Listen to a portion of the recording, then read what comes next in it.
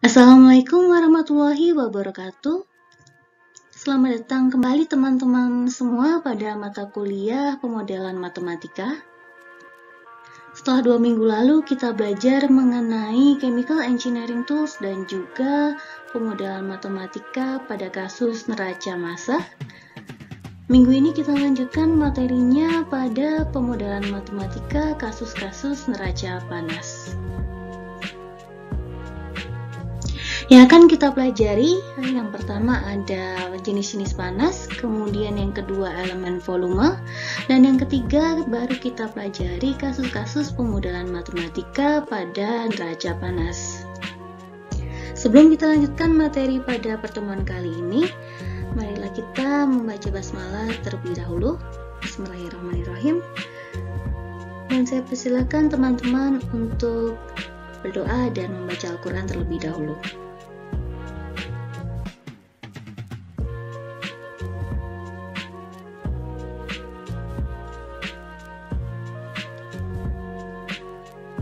Kita masuk ke bagian yang pertama, yaitu jenis-jenis panas.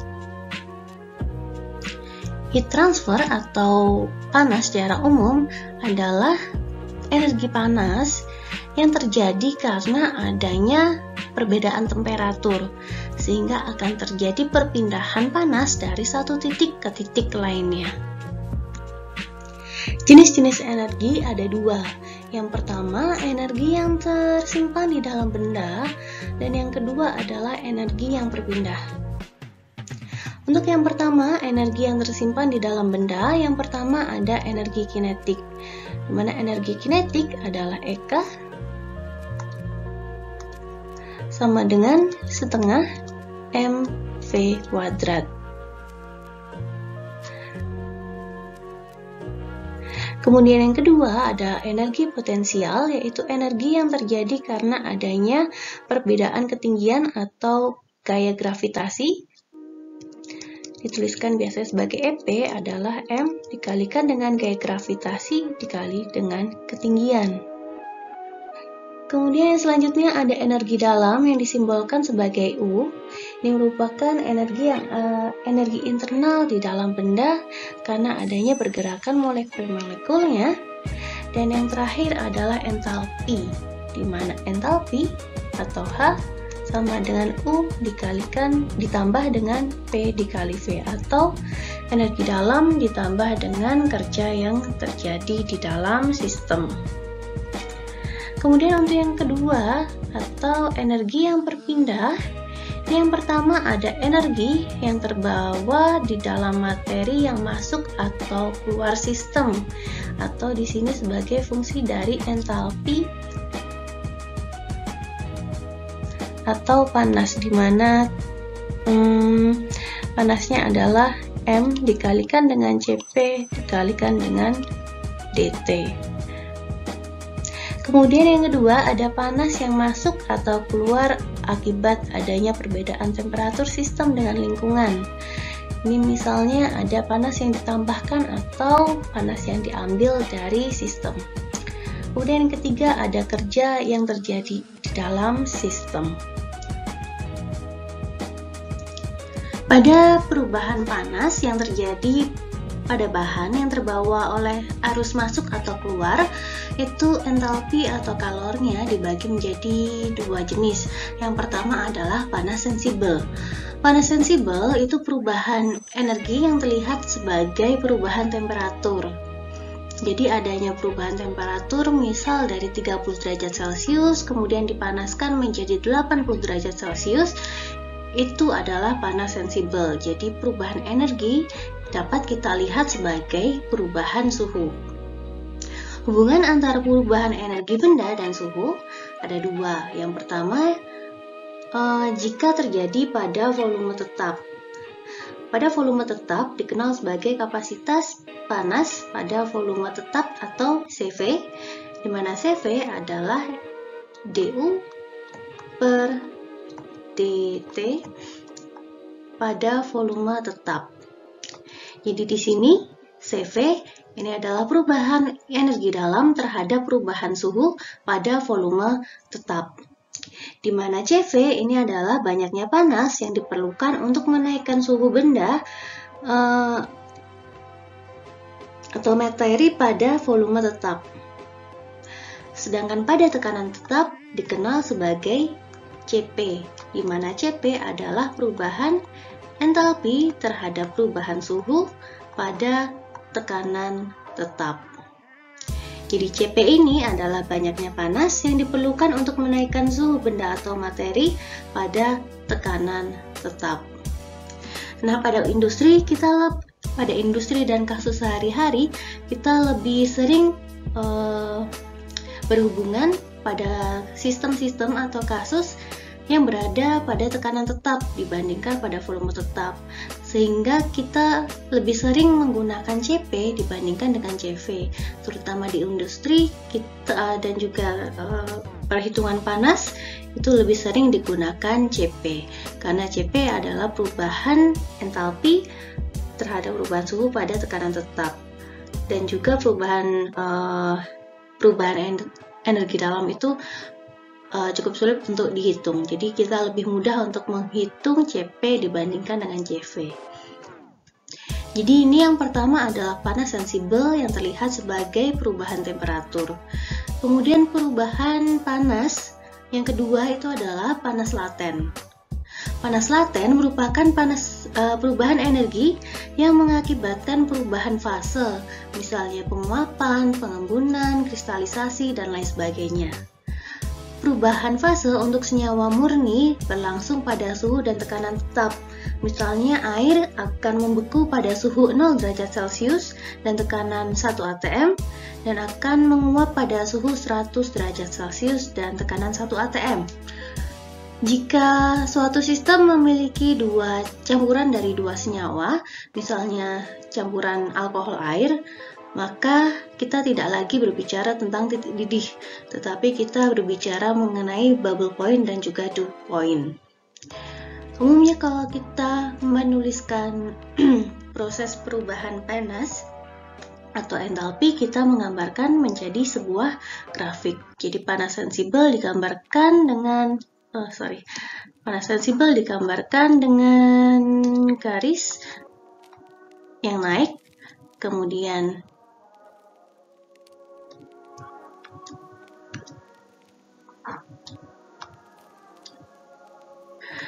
ini adalah panas sensibel, misal dari suhu minus 5 derajat Celcius sampai 0 derajat Celcius. Jadi di sini fasenya adalah fase padat.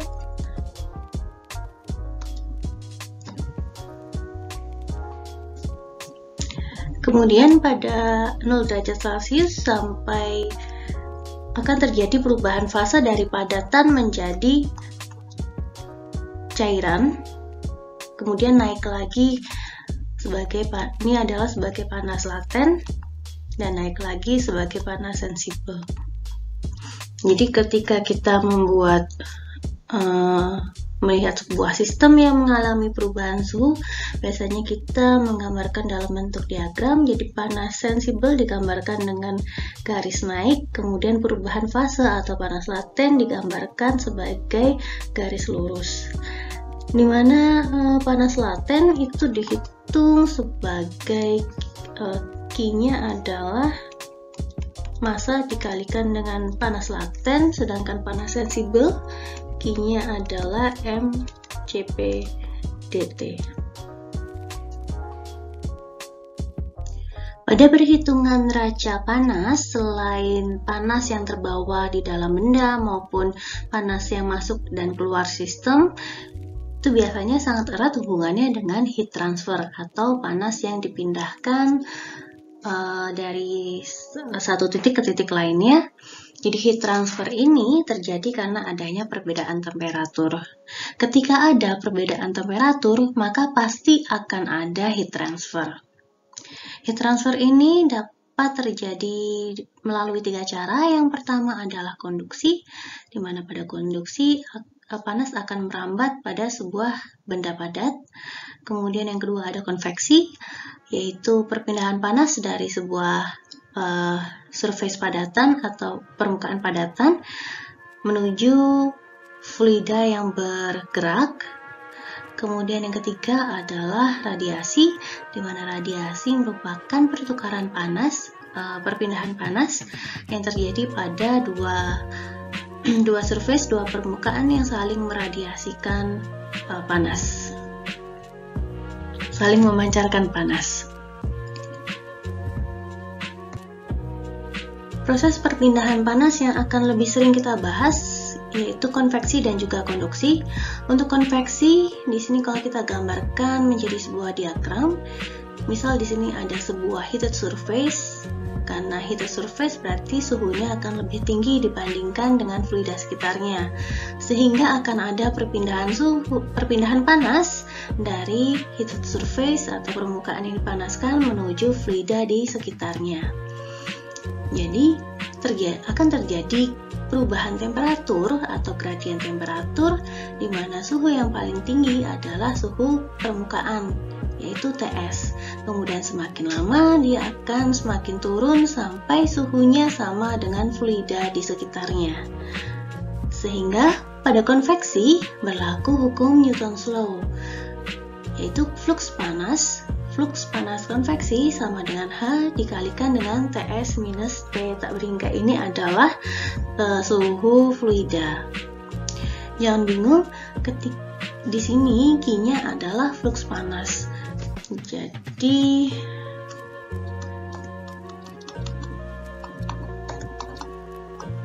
pada flux panas ini adalah Q atau aliran panas dikali dengan luas permukaan perpindahan panas. Jadi kalau di sini jadi A di sini adalah berapa luas permukaan yang akan memindahkan panas konveksi. Jadi di sini A, kalau A-nya tidak diketahui maka kita menggunakan flux panas. Yang kedua adalah konduksi. Konduksi ini adalah perpindahan panas dari satu titik ke titik lainnya yang merambat melalui permukaan padat. Jadi di sini misalnya ada panas yang melewati sebuah dinding.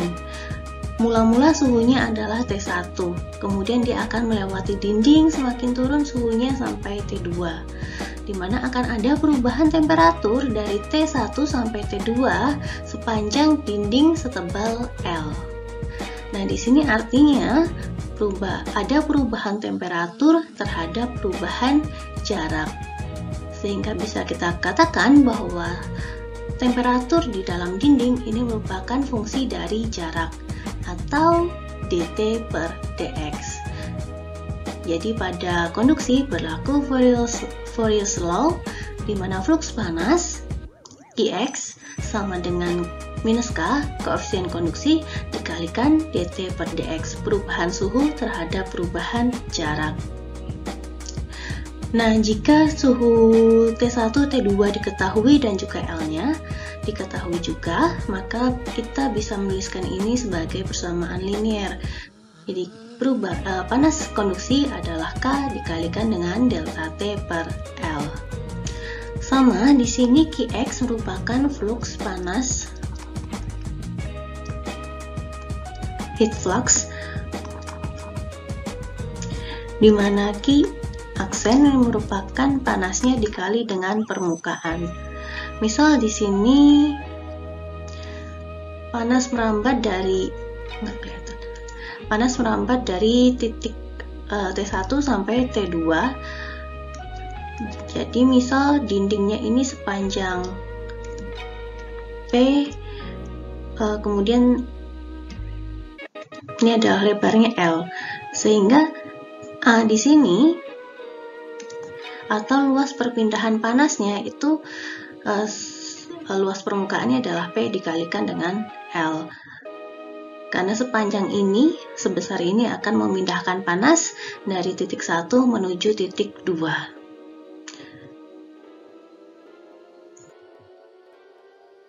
Ini adalah jenis-jenis panas konveksi.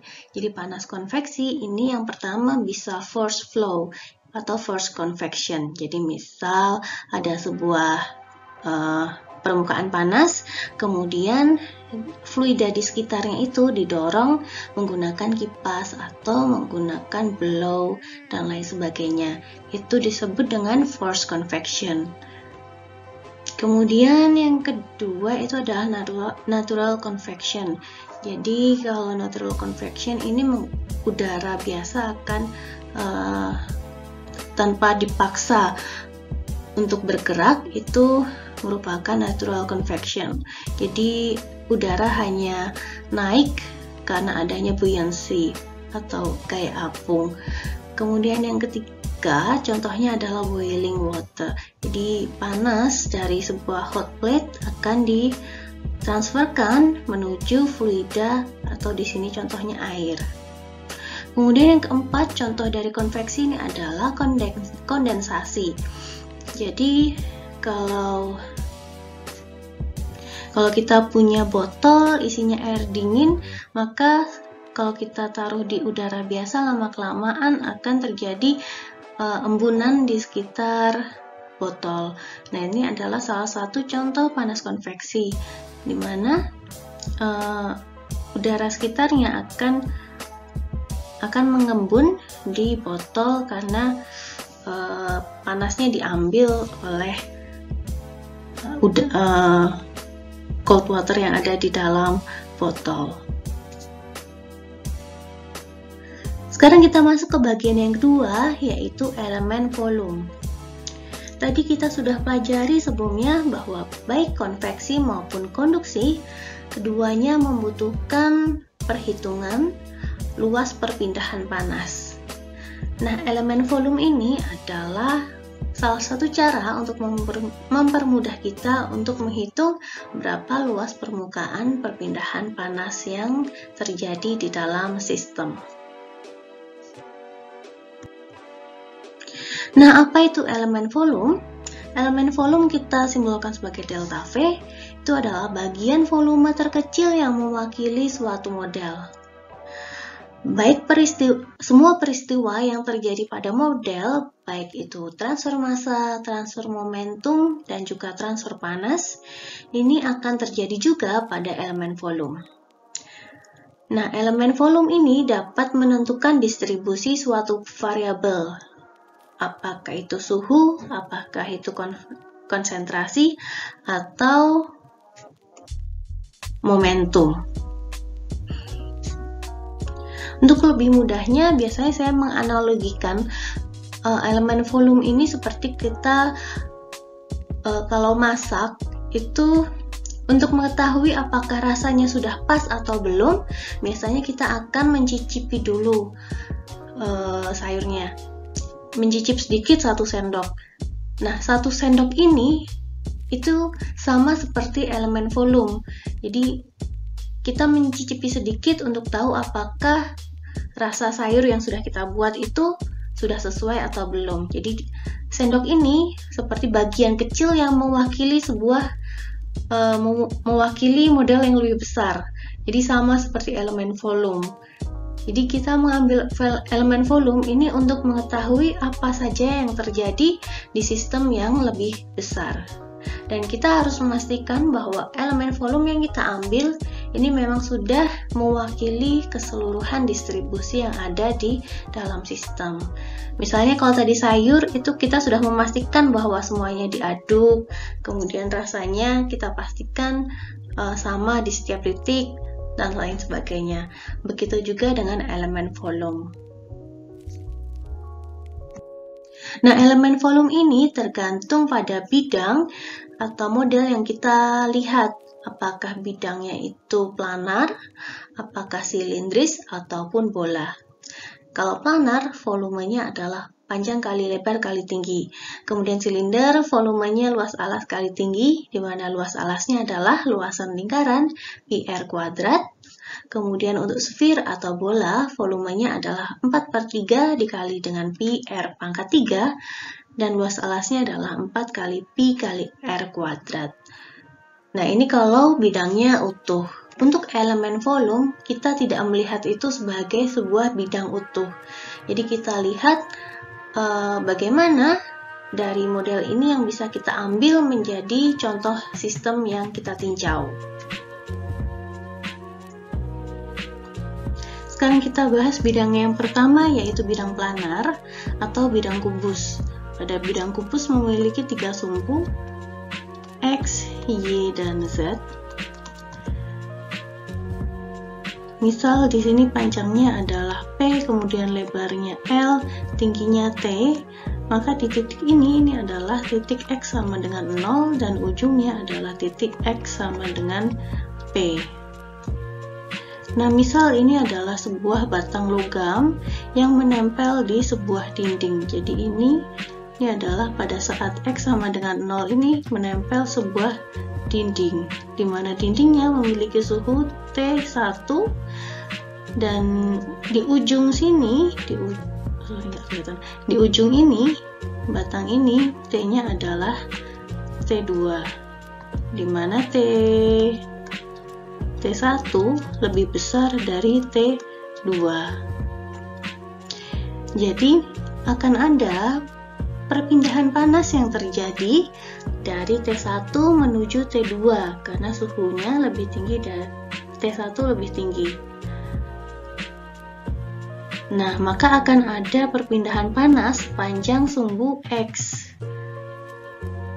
Jadi sepanjang sumbu X ini suhunya akan terjadi gradien suhu atau perubahan suhu terhadap jarak sepanjang X, atau kita tuliskan seperti sini ada perubahan temperatur terhadap perubahan jarak sumbu X. Nah, di sini karena dinding ini batang logam ini menempel seluruhnya pada dinding, maka luas transfer panas adalah L dikalikan dengan T. Ini adalah luas transfer panas dari bidang planar yang kita gambarkan. Jadi luas perpindahan panasnya adalah L dikalikan dengan T. Nah, tadi kita tahu bahwa akan ada perubahan temperatur ke arah X, tetapi tidak akan ada perubahan temperatur ke arah Y maupun Z karena di sini seluruhnya menempel pada dinding. Jadi dianggap yang menempel di dinding itu seragam. Sehingga kalau kita gambarkan, berarti kita mengambil sebuah bagian untuk menggambarkan elemen volumenya, bagian kecil yang menggambarkan sebuah perubahan yang terjadi, di mana perubahannya ada di sumbu X. Sehingga kalau kita gambarkan elemen volumenya itu seperti ini. Jadi ada perpotongan di sumbu X. Jadi kita ambil sebuah elemen volume yang memiliki tebal sebesar delta X. Jadi elemen volume yang kita ambil adalah luasan dikalikan dengan ketebalan dari elemen volume yang kita ambil. Di sini adalah delta X. Sehingga elemen volume kita adalah delta V dikalikan dengan delta X. Delta V sama dengan delta X dikalikan dengan L dikali dengan T.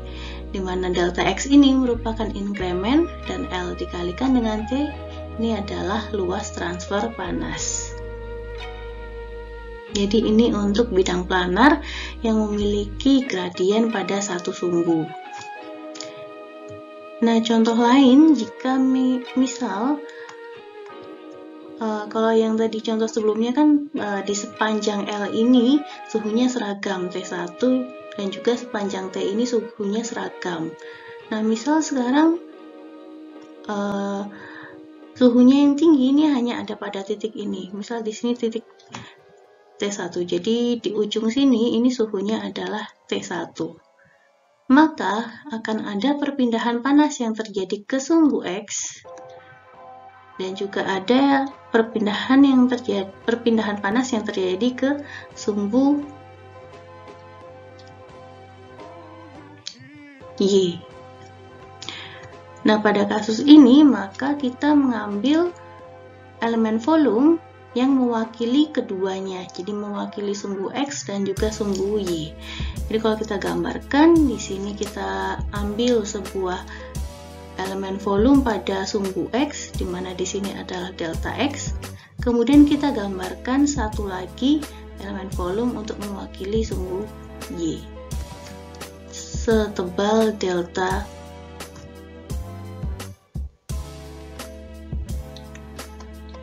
Y. Jadi elemen volume yang kita ambil ini ada yang tengah-tengah perpotongan antara elemen volume di perpotongan antara delta X dengan delta Y. Jadi ini yang di tengah-tengah kecil ini merupakan elemen volume yang akan mewakili sistem atau kasus yang kita ambil.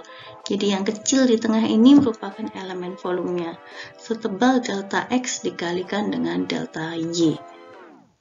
Jadi elemen volumenya adalah delta X dikalikan dengan delta Y atau Z, di sini saya tuliskan sebagai Z, dikali dengan T atau tingginya, tinggi dari bidang planar. Nah, jadi ini adalah cara kita menentukan elemen volume pada bidang planar. Jadi kita lihat gradiennya terjadi pada sumbu apa. Apakah hanya sumbu X atau ada dua sumbu, atau ketiganya terjadi perubahan atau gradien variabel. Kita lanjutkan ke bidang yang kedua, yaitu silindris. Pada bidang silindris itu ada 3 sumbu juga. Yang pertama adalah sumbu radial, ini mewakili sumbu dari titik tengah silinder menuju luar atau jari-jarinya. Kemudian selanjutnya ada bidang aksial, yaitu menunjukkan sepanjang tinggi dari tabung atau silinder. Kemudian yang ketiga, bidang yang ketiga adalah bidang tangensial, yaitu perputaran silindernya. Jadi kalau radial ke arah jari-jari, kemudian aksial ke arah tingginya. Nah, kalau radial itu memutar di lingkarannya atau keliling lingkarannya. Jadi ini adalah 3 bidang dari silindris atau silinder. Nah, sekarang kita menentukan elemen volume yang ada di silinder. Yang pertama, jika sebuah silinder ini hanya ada perubahan variabel atau ada gradien pada arah aksialnya atau sumbu X-nya. Jadi pada arah radialnya tidak ada gradien, kemudian tangensial tidak ada gradien, yang ada perubahan hanya pada arah aksial. Sehingga elemen volumenya kita ambil di tengah-tengah silinder setebal delta X. Sehingga volume dari elemen volume yang kita ambil ini adalah luas alasnya dikalikan dengan ketebalan dari elemen volume. Jadi elemen volume untuk sistem yang memiliki gradien pada arah aksial ini adalah pi r kuadrat atau luas alasnya dikali dengan delta X, ketebalan elemen volume. Nah, yang kedua, jika gradien terjadi pada arah radial. Jadi pada sistem ini itu perubahannya terjadi ke arah radialnya. Kalau seperti ini, kita ambil sebuah bagian yang mewakili di tengah-tengah, yang ada di tengah-tengah silinder. Jadi kita ambil sebuah, jadi kayak bentuknya kayak donat gitu, elemen volume yang ada di silinder itu. Jadi elemen volumenya adalah keliling dari lingkaran 2πr dikalikan dengan delta R. Jadi kita ambil elemen volumenya setebal delta R.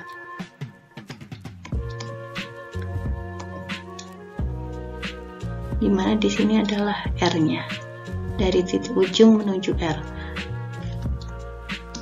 Jadi elemen volumenya adalah keliling lingkaran dikalikan dengan ketebalan elemen volume yang kita ambil dikali dengan L atau panjang tabung. Kemudian yang terakhir, ini kalau dua-duanya berpengaruh, baik itu kita ambil sebagai ada gradien di arah radial dan juga pada arah aksial. Jadi kalau kasusnya seperti ini, kita gabungkan keduanya. Jadi kita ambil tengah-tengah, kita ambil di tengah-tengah aksialnya atau sumbu X-nya.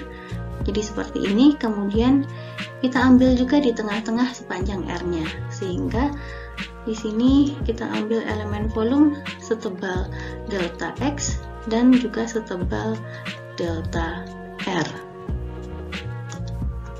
Jadi pada kasus ini yang terjadi perubahan suhu ke dua arah sumbu X dan juga sumbu R, maka elemen volumenya adalah keliling dari lingkaran dikalikan dengan ketebalan elemen volume pada arah R, kemudian dikalikan dengan ketebalan elemen volume pada arah sumbu X. Yang terakhir pada sphere atau bola. Jadi pada bola itu memiliki 3 bidang, yaitu bidang theta, bidang R, dan juga bidang V. Jadi kalau theta itu yang ke bawah, kemudian kalau V itu yang melingkar ke horizontal, kalau theta yang vertikal. Kemudian yang keluar ini adalah sumbu R. Nah, kalau bola itu volumenya 4/3 pi R pangkat 3, kemudian A-nya luas alasnya adalah 4 kali pi kali R kuadrat. Nah, kalau kita mengambil elemen volume, misal hanya ada gradien pada sumbu R, maka kita ambil bagian elemen volumenya sebesar seperti ini. Jadi seperti menguliti bola. Jadi ini yang bagian kulit bola ini adalah elemen volume setebal delta R. Sehingga elemen volume kita adalah luas alas dikalikan dengan ketebalan elemen volume. Luas alasnya adalah luas dari bola 4 pi R kuadrat dikalikan ketebalan elemen volume, yaitu delta R. Jadi ini untuk perpindahan panas yang terjadi pada sphere atau bola, di mana gradiennya terjadi pada arah sumbu R.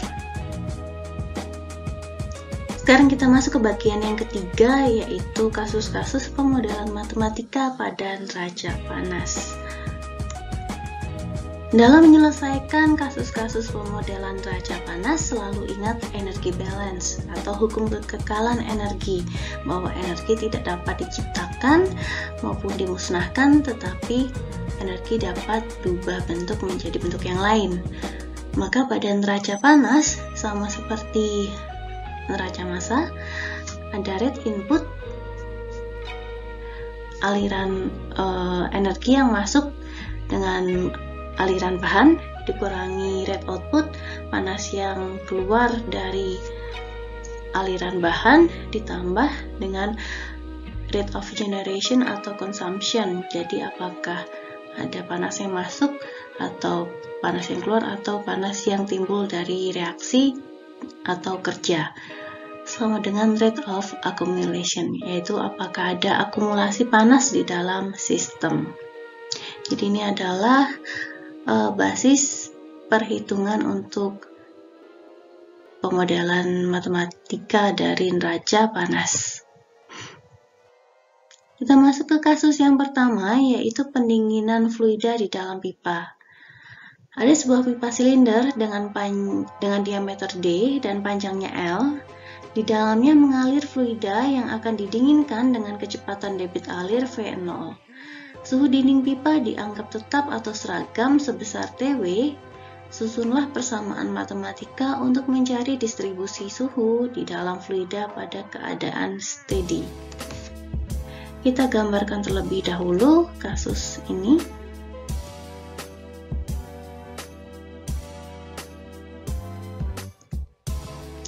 Jadi kalau kita gambar Gambarkan menjadi sebuah diagram. Ada sebuah pipa silinder, diameternya adalah D, panjangnya adalah L. Di dalamnya mengalir fluida yang akan didinginkan dengan kecepatan alir V0. Dan suhunya ini, suhu dindingnya dianggap tetap atau seragam sepanjang pipa sebesar TW. Jadi di sini kita ambil beberapa asumsi. Yang pertama adalah steady state. Jadi karena sudah diminta susunlah persamaan pada keadaan steady state, jadi asumsi yang pertama adalah steady state sehingga tidak ada akumulasi panas di dalam sistem. Kemudian yang kedua, karena ini berhubungan dengan aliran, maka tidak ada sifat fisis yang berubah. Jadi Cp, Rho, kemudian K dan H itu tidak berubah terhadap perubahan suhu, karena dianggap perubahannya tidak terlalu besar. Kemudian tidak ada perubahan suhu ke arah radial dan tangensial. Jadi karena di sini, misal di sini ada titik Z sama dengan 0, aliran mengalir ke arah aksial atau ke arah sumbu X, sehingga di sini arah alirannya dianggap kecepatannya seragam, sehingga tidak ada perubahan suhu ke arah radial dan juga tangensial. Jadi hanya akan ada gradien suhu atau perubahan suhu ke arah X atau dt per dx. Dan panas konveksi jauh lebih besar dari panas konduksi, sehingga kita bisa mengabaikan panas konduksi yang ada di dalam dinding pipa. Sehingga dari diagram ini kita susun elemen volumenya, kita ambil bagian tengah-tengah di sumbu X sebesar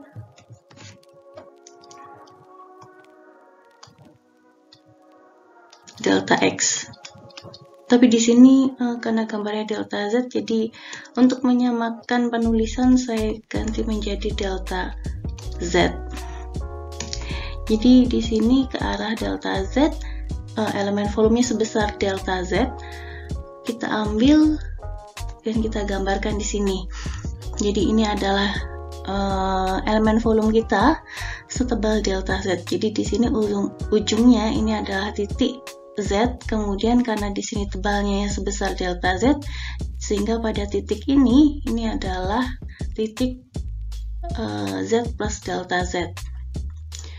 Nah, aliran bahan atau aliran fluida itu masuk pada titik Z-nya, sehingga di sini suhunya adalah suhu ketika posisinya ada di Z. Kemudian yang keluar ini adalah suhu ketika posisinya Z plus delta Z. Di mana karena di sini adalah pendinginan pipa, maka akan ada panas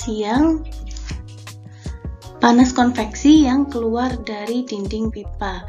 Tetapi karena tadi panas konduksinya jauh lebih kecil dibandingkan panas konveksi, sehingga dianggap yang keluar di sini langsung ke konveksi.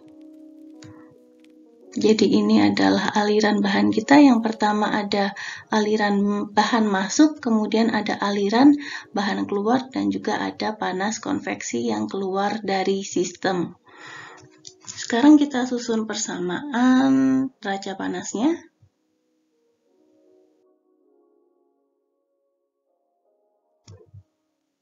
Rate in dikurangi rate out plus rate of generation sama dengan rate of accumulation.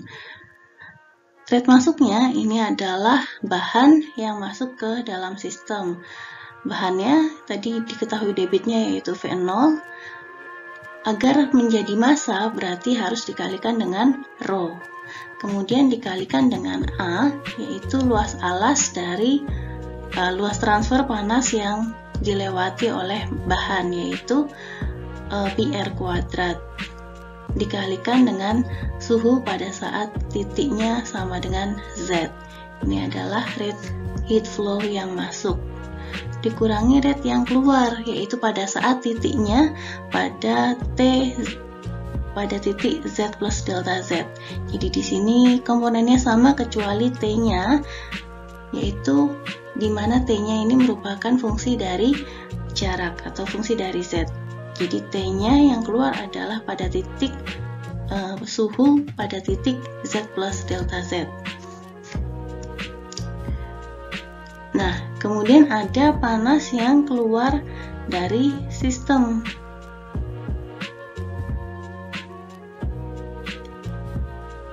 Panasnya yang keluar dari sistem ini adalah panas konveksi.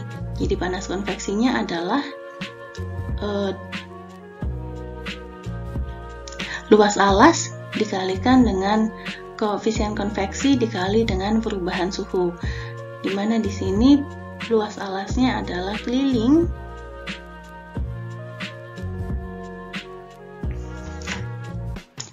lingkaran dikalikan dengan ketebalan dari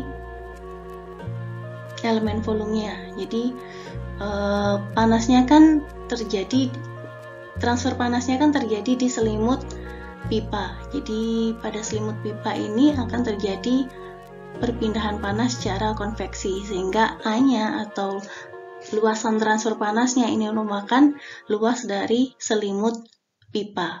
Jadi 2πr atau keliling lingkaran dikalikan dengan ketebalan elemen volume dikalikan dengan H koefisien konveksi dikali dengan perubahan suhu, yaitu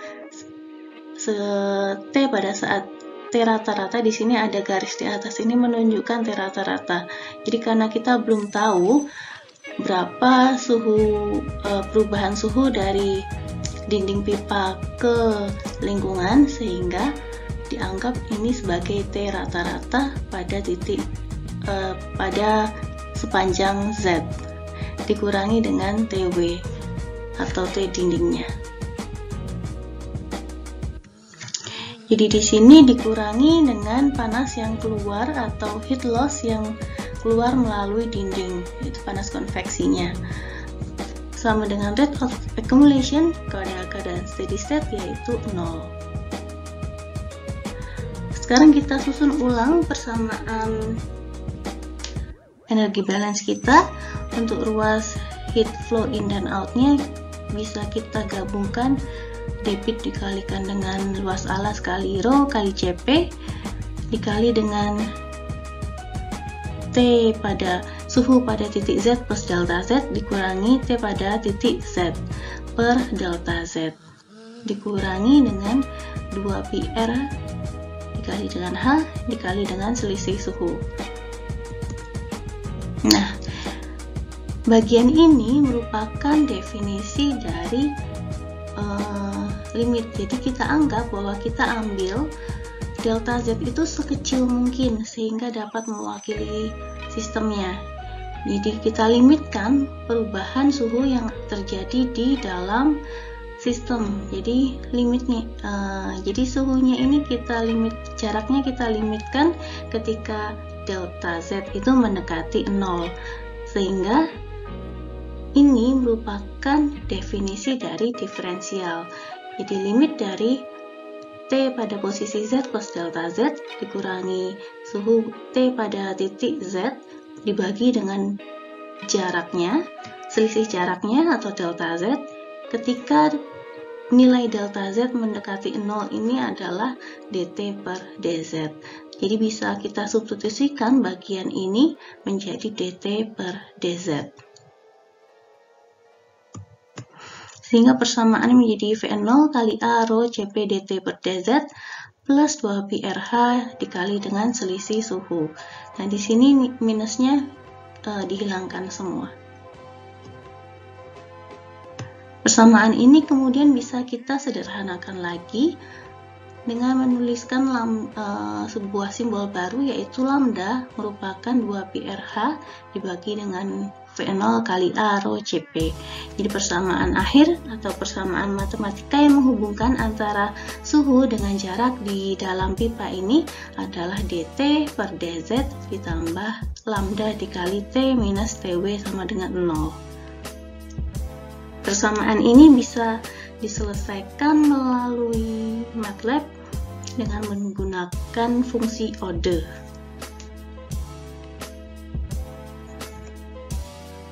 Kasus yang kedua yaitu pemanasan tangki dengan jaket pemanas. Sebuah tangki berisi cairan dengan jumlah massa M kg, mula-mula suhunya adalah T0.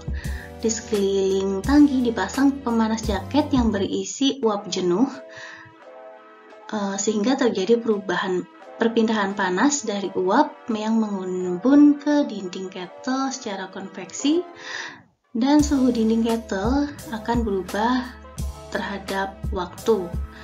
Diketahui nilai flux panas konveksi yaitu Q sama dengan H dikali dengan A dikali dengan perubahan suhunya TS, T steam dikurangi dengan T, dan CP cairannya adalah C Joule kilogram per derajat Celcius.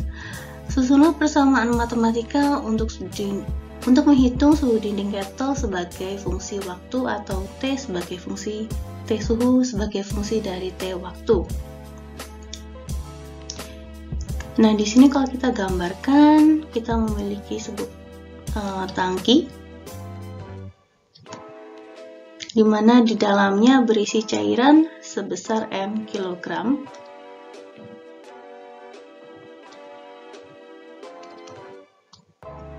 Dan mula-mula pada saat T sama dengan 0, itu suhu cairannya adalah T0. Nah, di sekitar tangki terdapat jaket pemanas, di mana di dalamnya berisi uap jenuh. Jadi steamnya masuk, suhunya adalah TS, kemudian keluar sebagai kondensat dengan suhu yang sama, karena hanya ada perubahan fase dari uap menjadi cairan. Tidak ada perubahan panas sensibel, jadi hanya ada panas laten. Jadi ditanya bagaimana persamaan matematika untuk menghitung suhu dinding kettle sebagai fungsi waktu.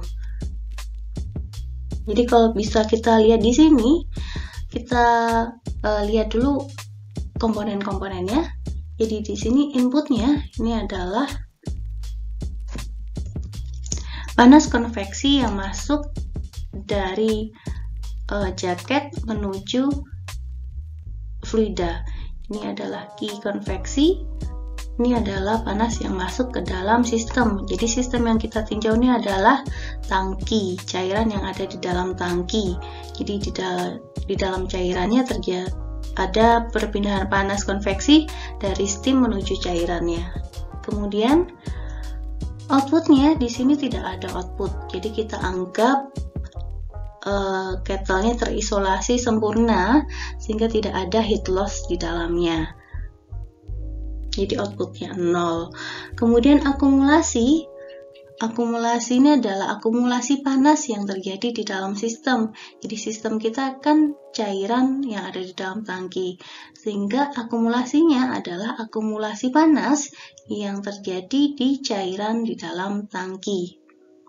Sehingga kalau kita tuliskan menjadi sebuah persamaan, raja panas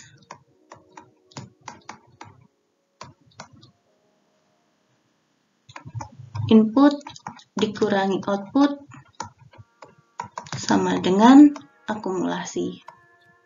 Inputnya tadi adalah panas konveksi atau H dikalikan dengan luasan jaket dikali dengan selisih suhu antara kedua sistem, yaitu T steam dikurangi dengan T yang akan kita cari.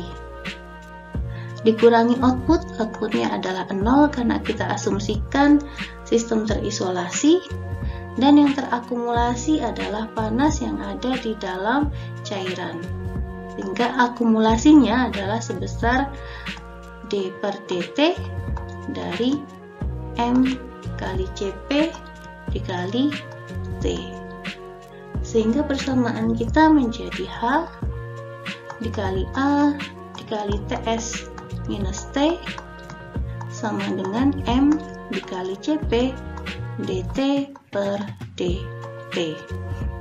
perubahan suhu terhadap perubahan waktu. Sekarang kita kumpulkan T-nya dengan T suhu dengan DT suhu, dan waktu sisanya kita kumpulkan dengan waktu.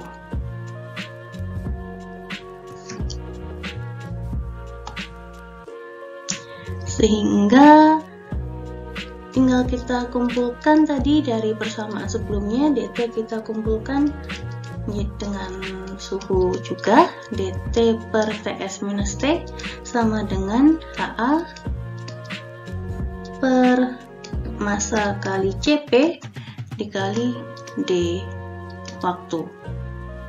Sekarang kita integralkan masing-masing dengan boundary condition. Tadi diketahui bahwa pada saat mula-mula atau T sama dengan 0, suhunya adalah T0. Sehingga pada T sama dengan T, suhunya adalah tertentu. Jadi kita integralkan suhunya dari T sama dengan T0 sampai T sama dengan T. Kemudian yang sisi kiri untuk DT waktu, itu dari T sama dengan 0 sampai T sama dengan T. Sekarang kita integralkan menjadi integral dari 1 per TS minus T adalah minus ln dikali ln dari TS minus T dari batas-batasnya T0 sampai T sama dengan HA per M CP dari T dari batas 0 sampai T. Kita masukkan batas-batasnya menjadi ln TS minus T dibagi dengan TS minus T0 sama dengan HA per M CP dikali dengan T. Nah, kalau kita lanjutkan ini masih bisa nanti kita dapatkan bersamaan dengan memasukkan boundary conditionnya juga, maka didapatkan hasil T sebagai fungsi dari waktu.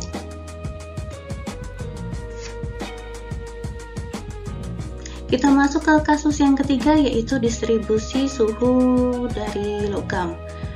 Suatu batang logam dengan diameter D dan panjangnya L.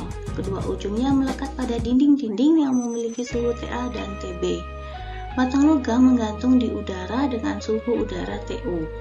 Diameter batang logam sangat kecil dibandingkan dengan panjangnya, dan konduktivitasnya sangat besar, sehingga gradien suhu dalam batang logam ke arah radial dan tangensial dapat diabaikan.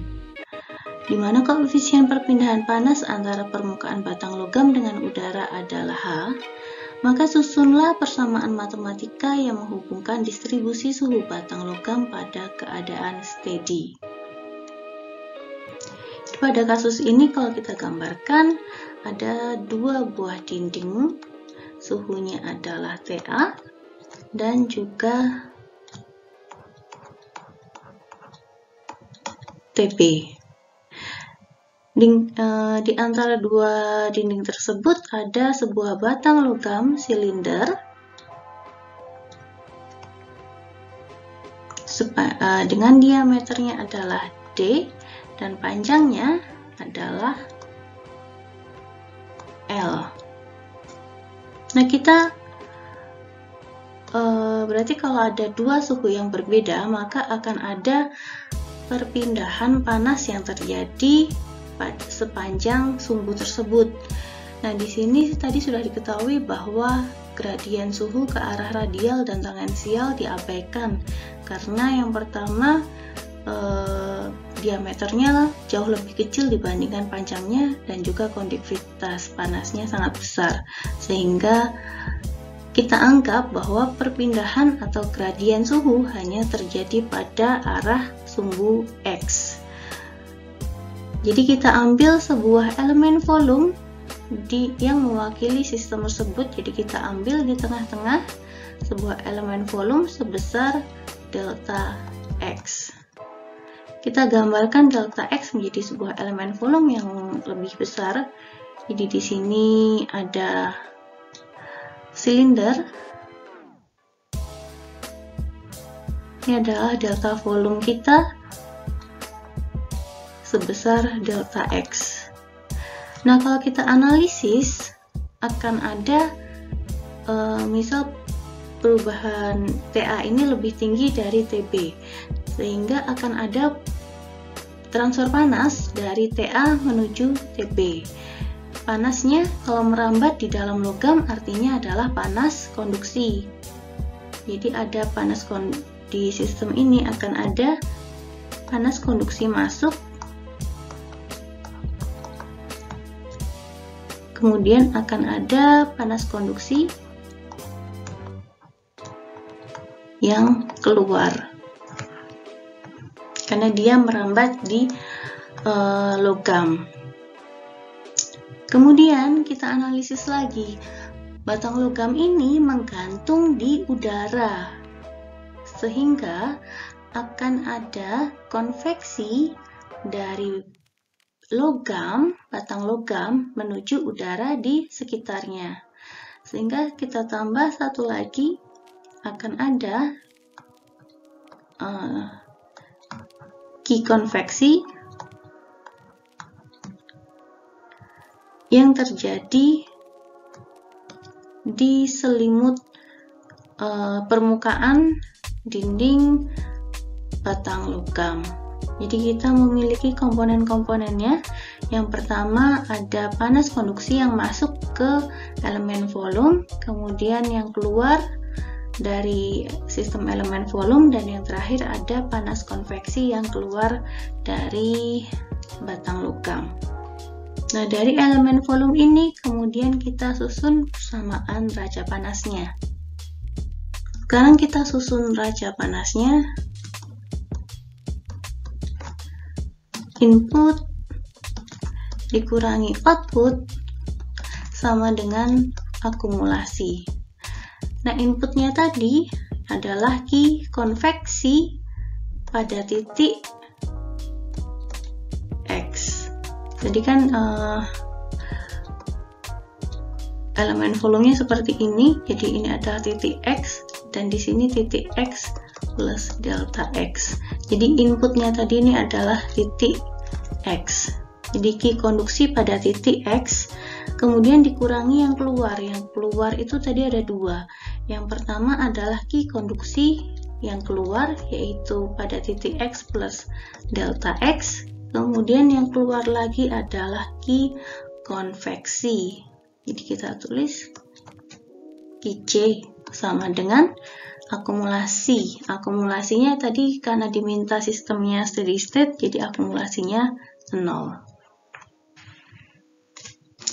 Nah, sekarang kita susun untuk panas konduksinya. Persamaan konduksi adalah K dikalikan dengan A dikali dt per dx. Jadi di sini untuk yang masuk itu adalah minus K dikali dengan A. Jadi di sini luas A ini adalah luas permukaan transfer panas.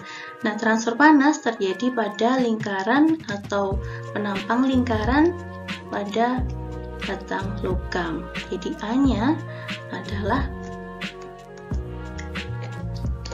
IR kuadrat. Atau karena tadi ditulis sebagai diameter, sehingga kita tuliskan menjadi pi per 4 d kuadrat dikalikan dengan dt per dx pada posisi x. Sekarang untuk Ki konduksi yang keluar sama. Ki konduksi yang keluar adalah minus K dikalikan dengan luas perpindahan panas konduksinya pi per 4 d kuadrat dikalikan dengan dt per dx pada posisi x plus delta x. Kemudian yang selanjutnya adalah Ki konveksi.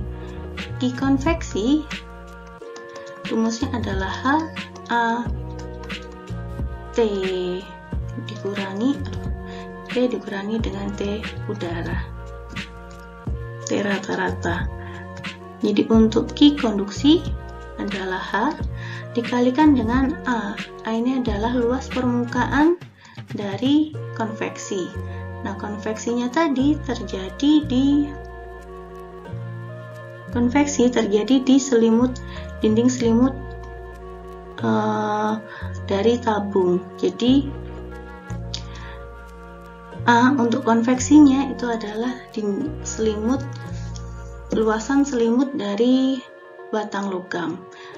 Jadi kalau yang tadi konveksi ini adalah permukaan lingkarannya,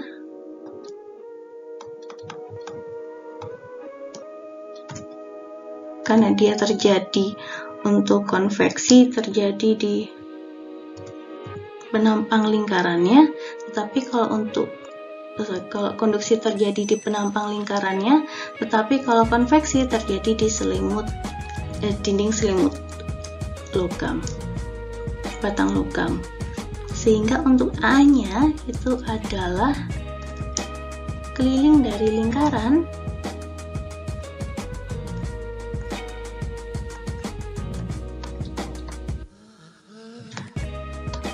Pi dikalikan dengan D dikalikan dengan ketebalannya, yaitu delta X dikali dengan T rata-rata minus TU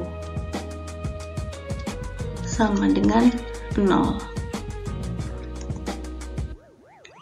Sekarang kita keluarkan KD-nya, jadi K dikali D per 4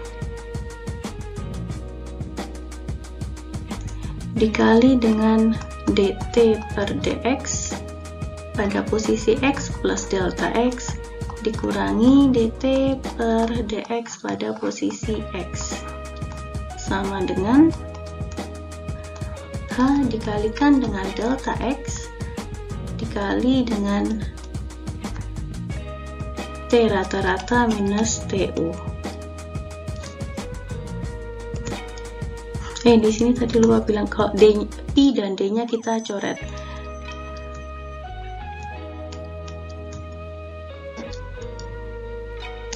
Sekarang tinggal kita selesaikan. Nah, di sini ada delta X-nya kita pindahkan ke ruas kiri sehingga kita bisa melimitkan fungsinya. Jadi persamaannya menjadi dt per dx pada posisi x plus delta x dikurangi dt per dx pada posisi x dibagi dengan delta x sama dengan 4H per KD dikali T minus TU. Kemudian kita limitkan fungsi ini mendekat pada batas delta X mendekati 0.